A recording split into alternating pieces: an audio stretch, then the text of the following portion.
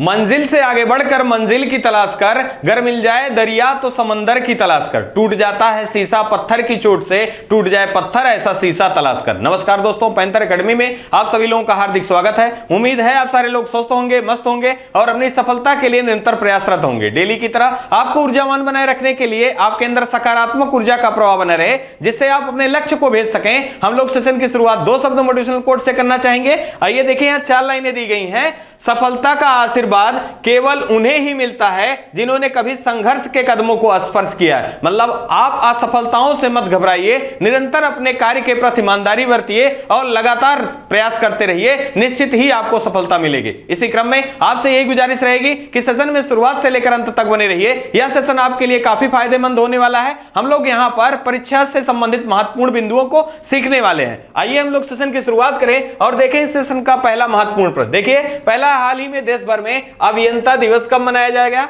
तो देखिए, यहाँ पहला दिया गया 13 सितंबर, दूसरा 14 सितंबर, तीसरा 15 सितंबर और चौथा 16 सितंबर। यहाँ जो सही हमारा विकल्प होगा, विकल्प नंबर सी सही होगा। देश भर में 15 सितंबर को अभियंता दिवस या इसी को इंजीनियर्स डे के नाम से जाना जाता है। साथ ही साथ अगर हम बात करें ये किसकी स्मृति में मनाया जाता है, तो इंजीनियर्स डे जो है ये विश्वेश्वरैया जी की स्मृति में मनाया जाता है। साथ ही साथ आपको याद रखना है, इसे अंतरराष्ट्रीय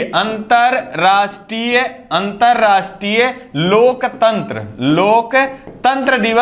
दिवस भी कब मनाया जाता है? ये 15 सितंबर को मनाया जाता है। अब यहां से दिवस से ये प्रश्न है, तो जो विकल्प में दिए गए हैं दिवस, अगर उनसे हम महत्वपूर्ण बिंदुओं को रिकॉल कर लें, हमारे प्रश्न गलत नहीं होंगे। जैसे अगर बात करें 14 सितंबर की, तो राष्ट्रीय हिंदी दिवस कब मनाया जाता है? तो राष्ट्रीय हिंदी दिवस मनाया जाता है प्रतिवर्ष 14 सितंबर को। अगर हम बात करें 14 सितंबर 1949 ईस्वी को हिंदी को आधिकारिक रूप से अपनाया गया था। साथ ही साथ अगर हम बात करें विश्व हिंदी दिवस कब मनाया जाता है, तो 10 जनवरी को विश्व हिंदी दिवस के रूप में मनाया जाता है। यहां से एक प्रश्न पूछा जाता है कि पहला हिंदी सम्मेलन कब आयोजित किया गया था? तो 10 जनवरी 1975 में पहला हिंदी सम्मेलन का आयोजन किया गया था। कहां से किया गया था? तो नागपुर से किया गया था। आपसे यहां एक प्रश्न और भी याद रखना है कि हिंदी संग्रहालय कहां स्थित है?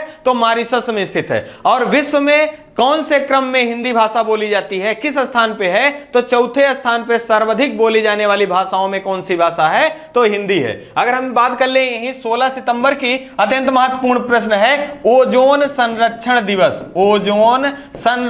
दिवस कब मनाया जाता है? तो ओजोन संरक्षण दिवस 16 सितंबर को मनाया जाता है। यही से संबंधित पूछा जाता है कि ओजोन प्रोटोकॉल या मॉन्ट्रियल प्रोटोकॉल किससे संबंधित है? तो ओजोन संरक्षण से संबंधित है। यह कब समझौता हुआ था? तो 16 सितंबर 1987 ईस्वी में कनाडा के मॉन्ट्रियल में एक समझौता ज्ञापन होता है, जिसमें ओजोन संरक्षण से बातें होती हैं। अगर हम बात करें ओजोन लेयर कहां पाया जाता है, बहुत महत्वपूर्ण प्रश्न है। यह समताप मंडल में ओजोन लेयर जो है ये पाया जाता है। आइए इसी क्रम में आगे हम देखें। यहां देखिए, हैप्पी इंजीनियर्स डे के बारे में यहां दिखाया गया है और यहां विश्वेश्वरैया जी की पिक्चर दिखाई जाने की कोशिश की गई है। इनका जन्म 1860 ईस्वी में हुआ था और 1962 में इनकी मृत्यु हुई थी। आइए इसी क्रम में अगला प्रश्न देख लें। हाल ही में 74वें प्राइम टाइम एमी अवार्ड में बेस्ट ड्रामा सीरीज का अवार्ड किसने जीता? अब यहां देखिए विकल्प दिया गया, पहला हैक्स,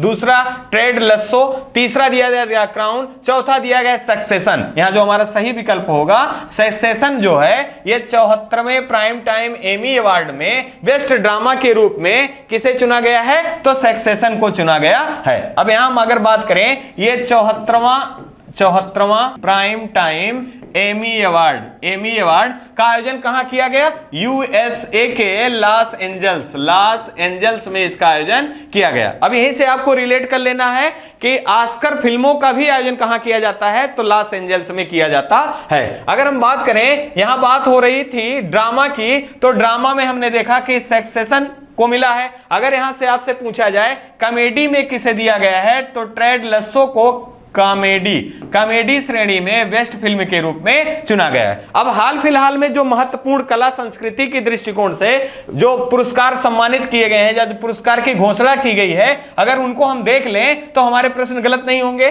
जैसे अगर हम बात करें 94वां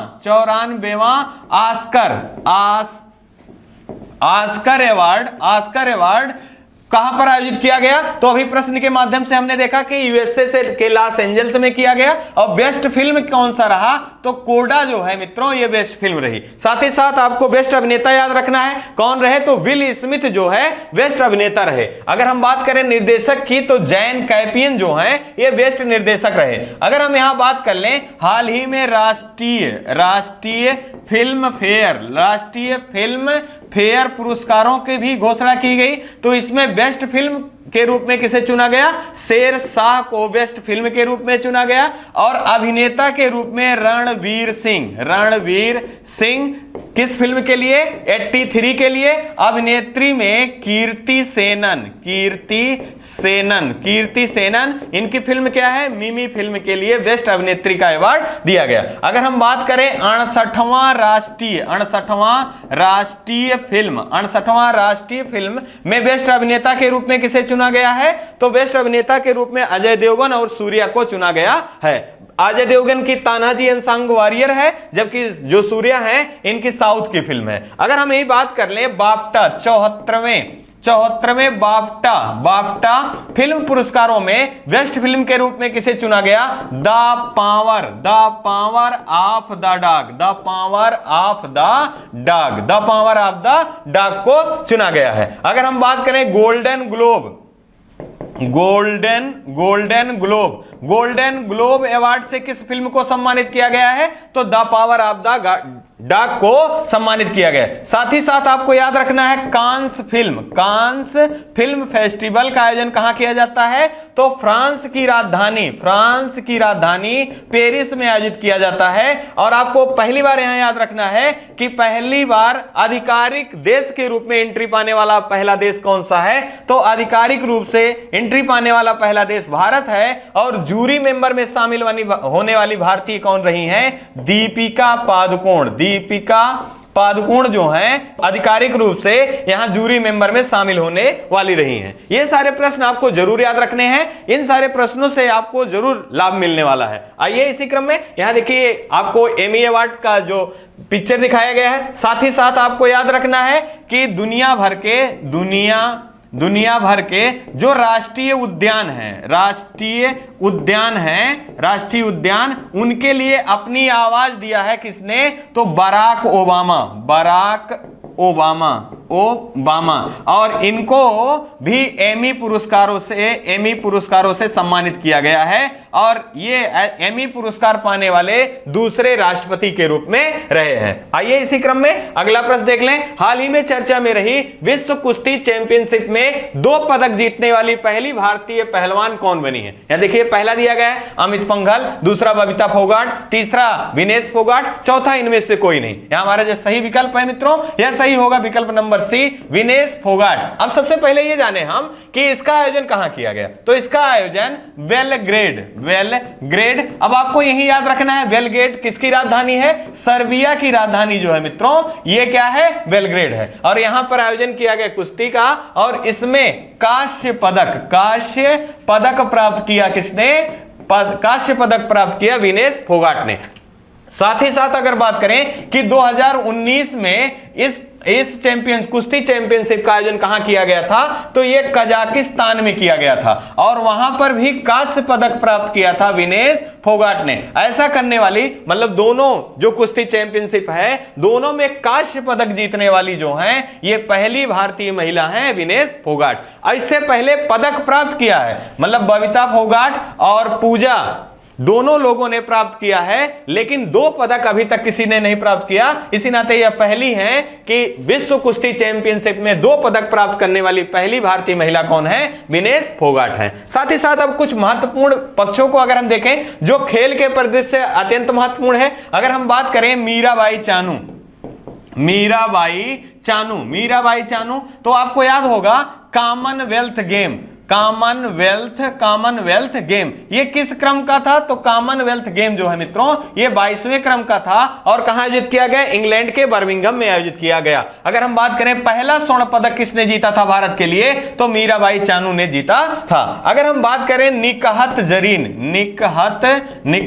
जरीन की, तो आपको याद होगा तुर्की बॉक्सिंग चैंपियनशिप में भारत के लिए पहला स्वर्ण पदक प्राप्त करने वाली कौन थी? तो निकहत जरीन थी। साथ ही साथ कॉमनवेल्थ गेम में भी स्वर्ण पदक किसने प्राप्त किया? तो निकहत जरीन ने। इनका खेल क्या है? ये बॉक्सिंग से है। अगर हम बात करें शरद कमल की मित्रों, तो आपको याद रखना है कि कॉमनवेल्थ गेमों में सर्वाधिक पदक जीतने वाले खिलाड़ी कौन रहे? तो ये शरद कमल रहे। इन्होंने 3 स्वर्ण पदक भारत के लिए प्राप्त किया। अगर हम बात कर ले यही अन्य खेलों से संबंधित, तो आपको याद रखना है विश्व एथलेटिक्स चैंपियनशिप में गोल्ड पदक किसने प्राप्त किया? तो ग्रेनाडा के पीटरसन एंडरसन ने। जबकि भारत के पहले खिलाड़ी पदक विजेता सिल्वर पदक किसने प्राप्त किया था? तो नीरज चोपड़ा ने प्राप्त किया था। और टोक्यो ओलंपिक में उन्होंने स्वर्ण पदक प्राप्त किया था। अगर हम बात कर ले यहीं पर, आपसे याद होगा आपको, तो यहां पर हम याद करें तो आपको ध्यान रखना है भवानी देवी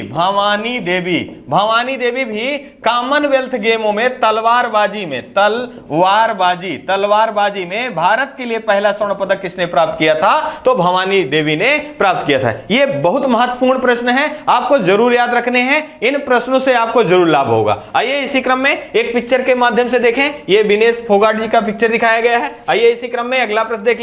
हाल ही में चर्चा में रहा SIPRI student responsible police initiative नामक कार्यक्रम किसके द्वारा प्रारंभ किया गया? यहां देखिए, अब यहां दिया गया पहला हमारा तमिलनाडु, दूसरा मध्य प्रदेश, तीसरा उत्तर प्रदेश, चौथा केरल। यहां जो हमारा सही विकल्प है, ये विकल्प नंबर ये सही होगा, तमिलनाडु राज्य के द्वारा सिप्री, ये स्टूडेंट, यहां से स्टूडेंट रिस्पॉन्सिबल पुलिस इनिशिएटिव, ये तमिलनाडु के सरकार के द्वारा प्रारंभ किया गया है। और इसका उद्देश्य क्या है? तो जो 100 स्कूल होंगे, 100 स्कूलों में से 50 बच्चों को चुना जाएगा और उन बच्चों को पुलिस की रिस्पॉन्सिबिलिटी दी जाएगी। समाज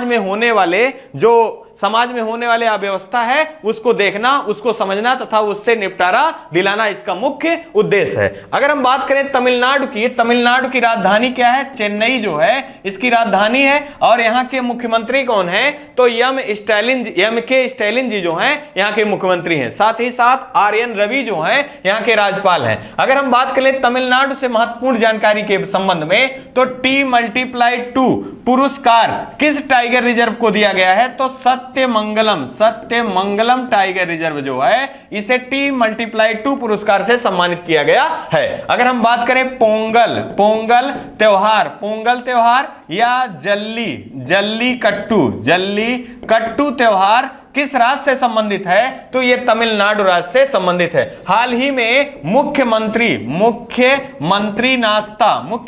नाश्ता योजना किसके द्वारा प्रारंभ किया गया? तो तमिलनाडु सरकार के द्वारा प्रारंभ किया गया है। अगर हम बात कर ले यहां मध्य प्रदेश से संबंधित, तो मध्य प्रदेश को सोया सिटी के नाम से या टाइगर स्टेट के नाम से जाना जाता है। यहां के मुख्यमंत्री कौन है? शिवराज सिंह चौहान है। अगर हम बात करें उत्तर प्रदेश के बारे में, तो उत्तर प्रदेश जनसंख्या के दृष्टिकोण से भारत का सबसे बड़ा राज्य है।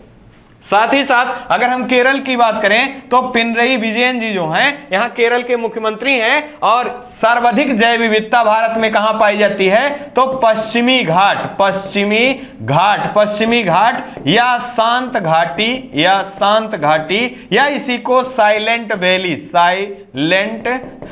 वैली के नाम से जाना जाता है। यह किस राज्य से संबंधित है? केरल से संबंधित है। आपसे पूछा जाएगा कि भारत का पहला जेंडर पार्क कहां स्थापित किया गया? तो भारत का पहला जेंडर पार्क केरल राज्य में स्थापित किया गया। ये सारे प्रश्न आपको जरूर याद रखने हैं। आइए इसी क्रम में यहां देखिए एक पिक्चर के माध्यम से MK स्टैलिन जी को दिखाया गया है और इसका उद्देश्य है कि बच्चों में जो पुलिस जैसी कार्रवाई करने की जो शक्ति है या जिम्मेदारियां हैं उनको दिए जाने की घोषणा की गई है। आइए इसी क्रम में अगला देख लें। हाल ही में किस स्थान पर भारत का पहला डिजिटल एड्रेस के साथ स्मार्ट सिटी कौन सा शहर बना है? देखिए यहां पहला दिया गांधीनगर, दूसरा इंदौर, तीसरा अहमदाबाद, चौथा हैदराबाद। यहां जो हमारा सही विकल्प है इंदौर सही होगा। अब यहां से ध्यान रखना है इंदौर किस राज्य का शहर है? तो ये मध्य प्रदेश का शहर है। अगर हम बात करें डिजिटल एड्रेस का क्या आशय है, तो यहाँ के सारी जानकारियां जो हैं वो डिजिटल हो गई हैं और यहाँ के सारे जो स्थल हैं उनको डिजिटलाइज कर दिया गया है। इसका आशय ये है कि यहाँ से सारी जानकारियां, इंदौर से संबंधित सारी जानकारियां जो हैं वो डिजिटल मोड में प्राप्त हो जाएंगी।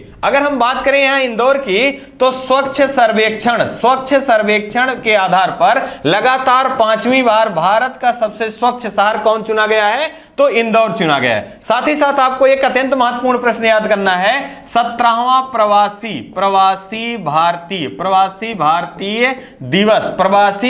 दिवस का आयोजन किस शहर में किया जाएगा? तो 17वां प्रवासी भारतीय दिवस का आयोजन जो है ये इंदौर में किया जाएगा। अब यहां से आपको याद रखना है कि प्रवासी भारतीय दिवस कब मनाया जाता है? 9 जनवरी को, हर वर्ष 9 जनवरी को प्रवासी भारतीय दिवस के रूप में मनाया जाता है, क्योंकि 9 जनवरी 1915 को जो महात्मा गांधी जी थे वो वापस भारत आए हुए थे। इन्हीं के उपलक्ष्य में प्रवासी भारतीय दिवस मनाया जाता है। अगर हम बात कर ले यहां मध्य प्रदेश से, तो भारत का पहला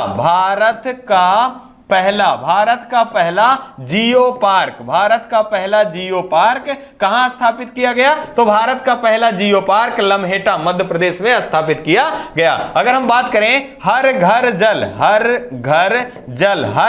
जल वाला प्रमाणित जिला भारत का पहला कौन है? तो बुरहानपुर है, ये हर घर जल योजना का प्रमाणित पहला जिला है। अगर हम बात करें कार्यात्मक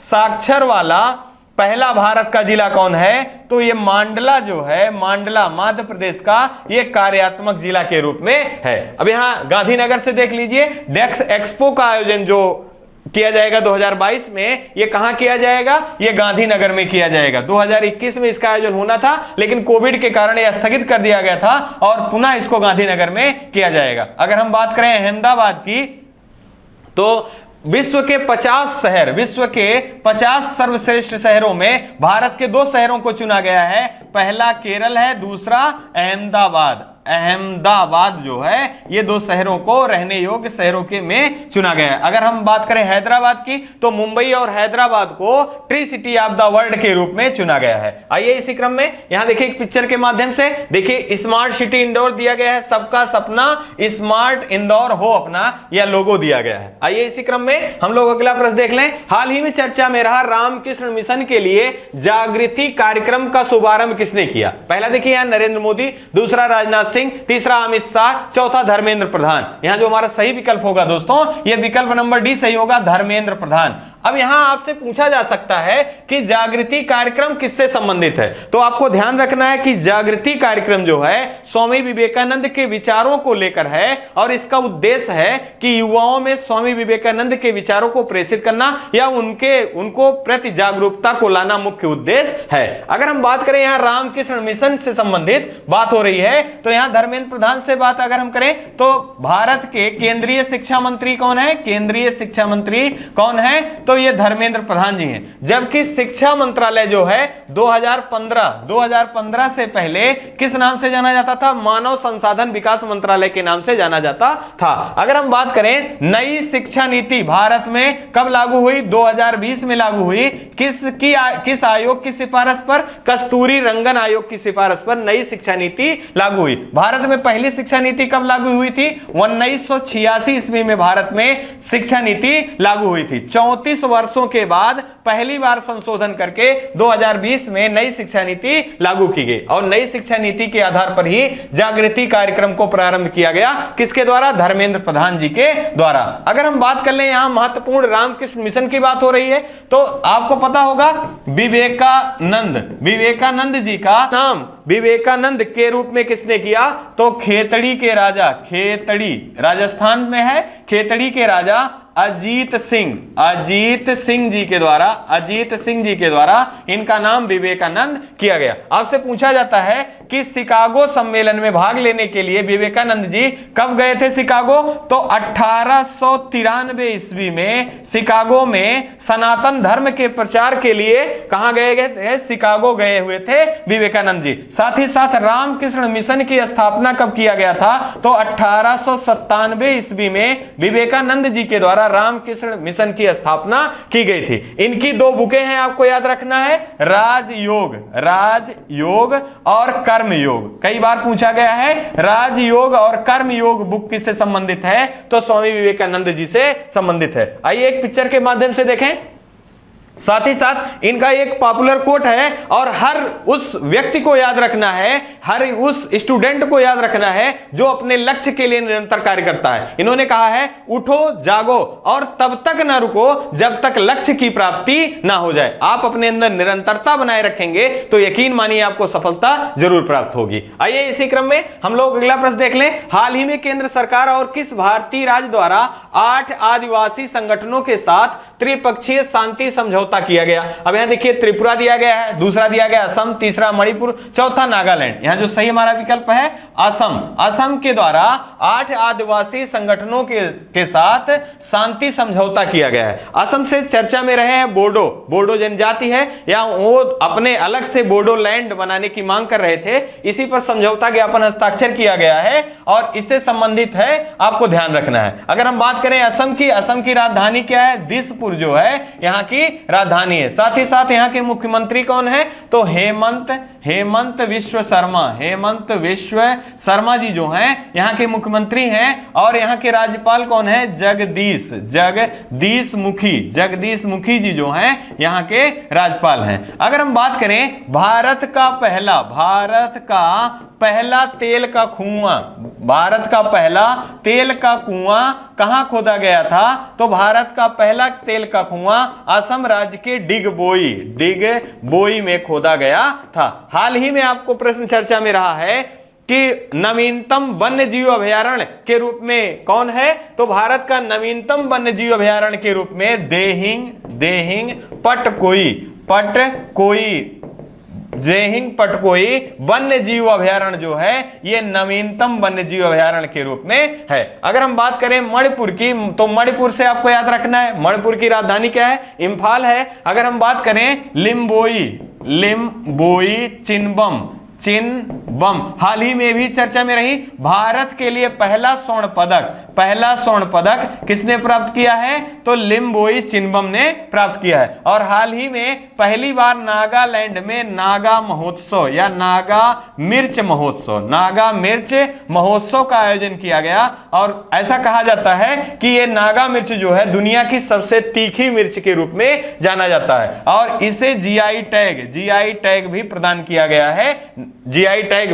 किया गया है। अगर हम बात करें नागालैंड की, तो नागालैंड में नागा पहाड़ी स्थित है और यह चर्चा में भी रहता है। आइए इसी क्रम में यहां देखिए असम राज्य से महत्वपूर्ण जो नेशनल पार्क हैं एक मैप के माध्यम से हम देखें। पहला प्रश्न आपको असम राज्य से याद रखना है कि जो 7 सिस्टर राज्य हैं या जो 7 राज्य हैं, पूर्वी 7 राज्य हैं, उन राज्यों में सबसे सीमा साझा करने वाला एकमात्र राज्य है आपका असम। साथ ही साथ देखिए काजीरंगा नेशनल पार्क दिया गया है। काजीरंगा नेशनल पार्क एक सींग वाले गैंडे के लिए जाना जाता है। अगर हम बात करें यहां देखिए नीचे मेघालय दिया गया है, जैसे खासी, गारो, जैंतिया ये पहाड़ियां हैं और यहां खासी, गारो और जैंतिया नामक जनजातियां रहती हैं, इसी कारण इनको खासी, गारो, जैंतिया पहाड़ियों के नाम से जाना जाता है। देखिए असम में मानस नेशनल पार्क है, ओरांग नेशनल पार्क है, नामेरी नेशनल पार्क है, डिब्रू सेकेवा नेशनल पार्क है। ये सारे पार्क जो हैं ये रायमोना नेशनल पार्क है। ये सारे असम राज्य से संबंधित हैं और बार बार प्रश्न पूछा जाता है। आपको याद रखना है असम में टोटल 7 नेशनल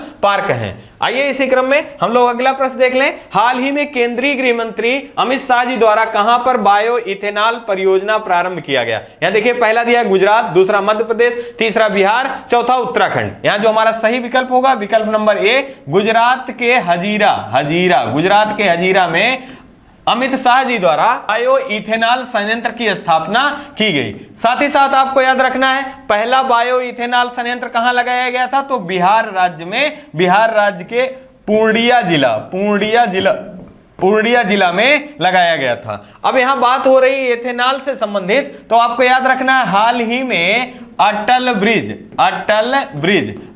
ब्रिज चर्चा में रहा। तो ये किस राज्य में इसका शुभारंभ किया गया और किसके द्वारा? तो प्रधानमंत्री नरेंद्र मोदी जी द्वारा किया गया। और ये अटल ब्रिज जो है साबरमती नदी जो है, साबरमती नदी, इसी को पार करने के लिए बनाया गया। आपको यहां कंफ्यूज नहीं होना है अटल टनल से। अटल टनल की बात अगर हो तो वह हिमाचल प्रदेश से संबंधित है, रोहतांग दर्रे में बनाया गया है। अब गुजरात से बात अगर हो रही है तो इसमें आपको ध्यान रखना है WHO के द्वारा ट्रेडिशनल मेडिसिन सेंटर खोले जाने की घोषणा कहां की गई? तो गुजरात के जामनगर में। अभी हाल ही में अगले प्रश्न के माध्यम से हम लोगों ने पढ़ा है कि डेक्स एक्सपो का आयोजन जो 2021 में होना था गुजरात में, उसे पुनः आयोजित किया जाएगा गुजरात के गांधी नगर में। अगर हम बात करें, हाल ही में हम लोगों ने पढ़ा है कि बुलेट ट्रेन का जो टेस्ट है, बुलेट ट्रेन का टेस्ट सबसे पहले कहां किया गया है? तो सूरत में किया गया है। यह भी गुजरात राज्य से संबंधित है। अगर हम बात कर लें स्टील स्लैग से रोड कहां पर बनाया गया है? यह भी सूरत में बनाया गया है और गुजरात राज्य में ही स्थित है मोटेरा स्टेडियम, जिसका नाम परिवर्तित करके नरेंद्र मोदी स्टेडियम कर दिया गया है। साथ ही साथ आपको याद रखना है गुजरात में गिर national park, Vansda national park और ब्लैक बक नेशनल पार्क है। ये सारे प्रश्न आपको जरूर याद रखने हैं। इन सारे प्रश्नों से आपको जरूर लाभ होगा। आइए इसी क्रम में यहां देखिए पिक्चर के माध्यम से अमित शाह जी को दिखाया गया है। साथ ही साथ यहां के जो मुख्यमंत्री हैं भूपेंद्र भाई पटेल, और राज्यपाल कौन है? आचार्य देवव्रत जी यहां के राज्यपाल हैं। आइए इसी क्रम में यहां देखिए 9वां प्रश्न आपका है, अत्यंत महत्वपूर्ण प्रश्न है, आपको जरूर इसको ध्यान रखना चाहिए। देखिए हाल ही में चर्चा में रहे रोजर फेडरर ने टेनिस से संन्यास लेने की घोषणा की है। टेनिस में 4 ग्रैंड स्लैम टूर्नामेंट होते हैं। अब क्रम दिया गया है, पहला ऑस्ट्रेलिया है, दूसरा फ्रेंच ओपन है और तीसरा विंबलडन है और चौथा यूएस ओपन है। फिर प्रश्न आपसे पूछा जा रहा है निम्न में से कौन सा ग्रैंड स्लैम हार्ड कोर्ट पर खेला जाता है? अब विकल्प आपके दिए गए, पहला, दूसरा दिया गया तीसरा ऑप्शन है पहला और दूसरा, और चौथा ऑप्शन है पहला और चौथा। अब इस प्रश्न को जानने के लिए सबसे पहले हम जाने कि कौन कौन से जो टेनिस हैं किस पे खेले जाते हैं। तो अगर हम बात करें यहां ऑस्ट्रेलिया ओपन की, तो यह हार्ड कोर्ट पे खेला जाता है। और अगर बात करें फ्रेंच की, तो ये क्ले कोर्ट पे खेला जाता है, क्ले कोर्ट पर खेला जाता है। अगर बात करें विंबलडन की, तो ये ग्रास कोर्ट पे खेला जाता है, और यूएस ओपन भी हार्ड कोर्ट पे खेला जाता है। अब उम्मीद है आपको प्रश्न का आपका आंसर मिल गया होगा। तो हमको पहला और चौथा जो ऑप्शन मिले वो हमारा ऑप्शन सही होगा। तो विकल्प नंबर डी सही होगा कि यहां पर हार्ड कोर्ट पर कौन कौन खेला जाता है? तो ऑस्ट्रेलिया ओपन खेला जाता है, साथ ही यूएस ओपन खेला जाता है। जबकि आपको याद रखना है फ्रेंच ओपन क्ले कोर्ट पे और विंबलडन जो है ये घास कोर्ट पे खेला जाता है। अब बात हो यहां पर रोजर फेडरर की, तो अभी तक इन्होंने जो सर्वाधिक ग्रैंड स्लैम जीतने वाले हैं वो राफेल नडाल हैं। कहां से हैं? राफेल नडाल हैं। ये कहां से संबंधित हैं? ये स्पेन से संबंधित हैं और इन्होंने टोटल 22 ग्रैंड स्लैम जीता है। अगर हम बात करें रोजर फेडरर की, तो इन्होंने 20 ग्रैंड स्लैम जीते हैं और लास्ट में इन्होंने 2018 में ऑस्ट्रेलिया ओपन का जो किताब है ये जीता था। अब यहां से अगर हम बात करें, इन्होंने संन्यास लेने की घोषणा की है। तो अब यहां से महत्वपूर्ण जो टेनिस के गेम है, यहां से अन्य जानकारी भी आपको याद रखना है। 2022 के परिप्रेक्ष्य में देखें, अगर ऑस्ट्रेलिया ओपन की बात करें तो इसके विजेता राफेल नडाल रहे हैं पुरुष वर्ग में, और महिला वर्ग में एशले बार्टी रही हैं। ये किस देश की हैं? ये ऑस्ट्रेलिया से संबंधित हैं। इन्होंने भी संन्यास लेने की घोषणा की है। अगर हम बात करें फ्रेंच ओपन की, तो पुनः एक बार राफेल नडाल ने यह किताब जीता है। साथ ही साथ ईगा स्वेटेक ने फ्रेंच ओपन का भी किताब जीता है। और ये किस देश से हैं? ये पोलैंड से संबंधित हैं। अगर हम बात करें विंबलडन की, तो यहां पर आपको याद रखना है नोवाक जोकोविच। और नोवाक जोकोविच ये कहां के खिलाड़ी हैं? सर्बिया के खिलाड़ी हैं। और अगर हम बात करें महिला वर्ग में किसने जीता था, तो एरिना रीवाकीना ये किस देश से हैं? ये कजाकिस्तान की है, पहली कजाक महिला है। अगर हम बात करें यूएस ओपन की, तो आपको याद रखना है सबसे कम उम्र के खिलाड़ी कार्लोस अलखराज हैं और ये किस देश के हैं? स्पेन के हैं। दुनिया के नंबर 1 टेनिस खिलाड़ी कौन है पुरुष वर्ग में? कार्लोस अलखराज हैं। जबकि यूएस ओपन जीतने वाली ईगा स्वेटेग हैं। ये महिला वर्ग में दुनिया की नंबर 1 की खिलाड़ी टेनिस की हैं। कौन? ईगा स्वेटेग। ये सारे प्रश्न आपको जरूर याद रखने हैं। पुनः एक बार रिवाइज कर लीजिए आप। ऑस्ट्रेलिया ओपन किसने जीता? तो राफेल नडाल ने, और महिला में एशले बार्टी ने, और इन्होंने संन्यास लेने की घोषणा की है। फ्रेंच ओपन में अगर हम बात करें तो यहां पर राफेल नडाल ने, साथ ही महिला वर्ग में ईगा स्वेटेग ने। विंबलडन में अगर बात करें नोवाक जोकोविच ने, सर्बिया के खिलाड़ी हैं। एरिना रिवाकीना ने जीता और ये कजाकिस्तान की महिला हैं और पहली एशियाई महिला हैं। और अगर यूएस ओपन की बात करें तो पुरुष में कार्लोस अलखराज ने जीता और दुनिया के नंबर 1 के खिलाड़ी टेनिस के कौन हैं? कार्लोस अलखराज हैं। मात्र 19 वर्ष में इन्होंने यह खिताब जीता है। और अगर ईगा स्वेटेग के बारे में बात करें तो ये पोलैंड की खिलाड़ी हैं। आइए इसी क्रम में यहां पिक्चर के माध्यम से रोजर फेडरर को दिखाया गया है। आइए लास्ट प्रश्न को देखें। लास्ट है, हाल ही में चर्चा में रहे अंगोला के राष्ट्रपति के रूप में दूसरे कार्यकाल के लिए किसने शपथ लिया? तो यहां देखिए, पहला दिया गया जोजोवा लोरेंजो, दूसरा दिया गया है किंग जॉर्ज तृतीय, और तीसरा दिया गया है यार लैपिड, और चौथा दिया गया लिज ट्रस। यहां जो हमारा सही विकल्प होगा विकल्प नंबर ए, जोजोवा लोरेंजो जो हैं इन्होंने दूसरे कार्यकाल के लिए अंगोला के राष्ट्रपति के रूप में इन्हें चुना गया है। अगर हम बात करें अंगोला की तो इसकी राजधानी क्या है? लुआंडा जो है इसकी राजधानी है और ये दक्षिण अफ्रीकी देश है। अगर हम बात करें किंग चार्ल्स तृतीय की तो ब्रिटेन के